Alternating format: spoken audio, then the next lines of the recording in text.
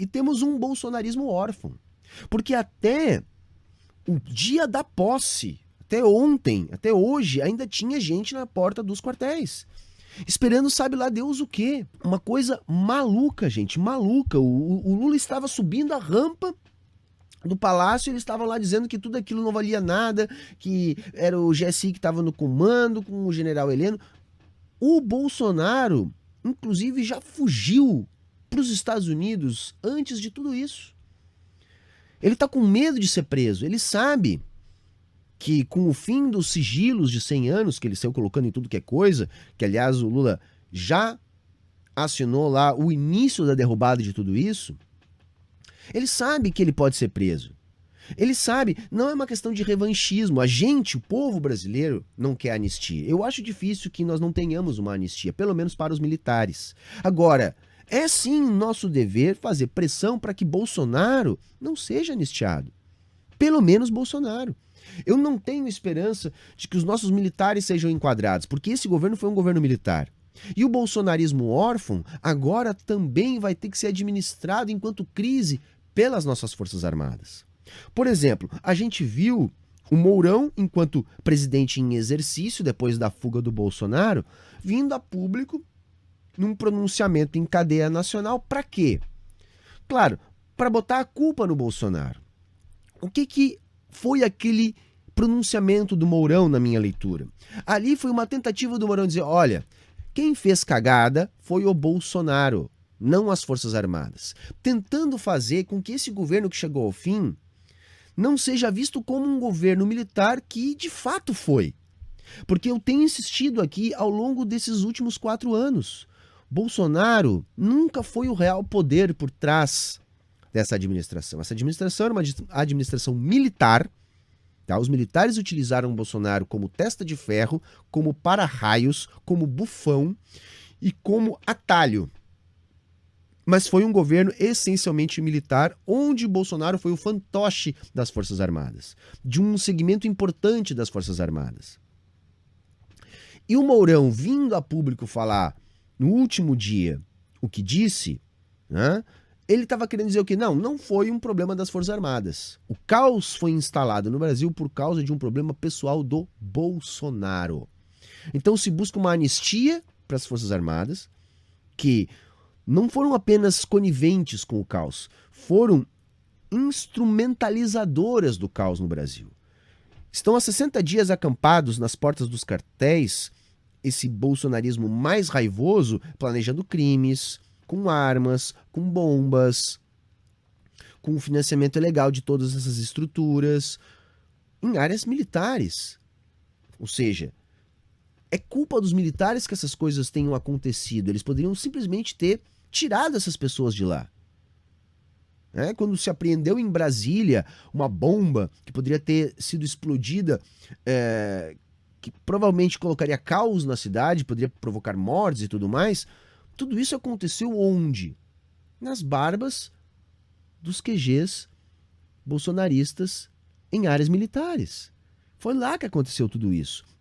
Então os militares até o último minuto ainda contavam com algum tipo de reação, talvez internamente, para tentar desorganizar o que estava transcorrendo normalmente. A gente vinha avisando, olha, vocês vão pagar um mico, isso vai ser resolvido da maneira que foi resolvido hoje, e as pessoas simplesmente vão ter que ficar com a vergonha. Agora estão lá. Depois do pronunciamento do Mourão, foram tudo lá para a porta lá do QG militar das Forças Armadas, fazer baderna, fazer arruaça. Então, estão atônitos. Uns não acreditam ainda, acho que ainda há um plano.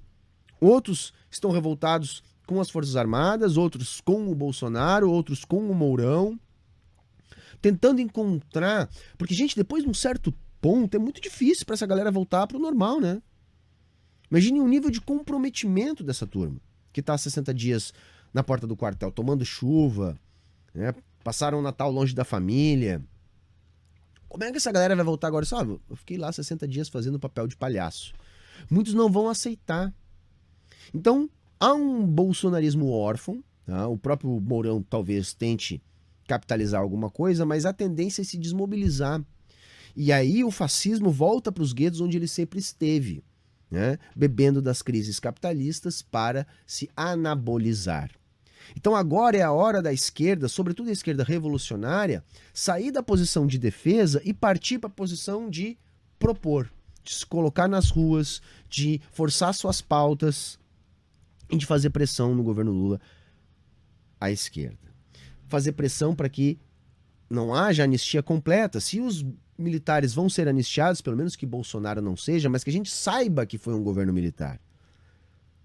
Mas é importante sim que a gente lute também para que não haja uma anistia geral para todos eles, para que essas pessoas se sintam pelo menos intimidadas de fazer esse tipo de coisa. Afinal de contas, foi um governo que produziu um genocídio indígena, foi um governo que foi corresponsável pelas milhares de mortes no trato da pandemia, foi um governo que devastou biomas do Brasil inteiro, foi um governo essencialmente corrupto no sentido de inaugurar novas práticas de corrupção no Congresso, né?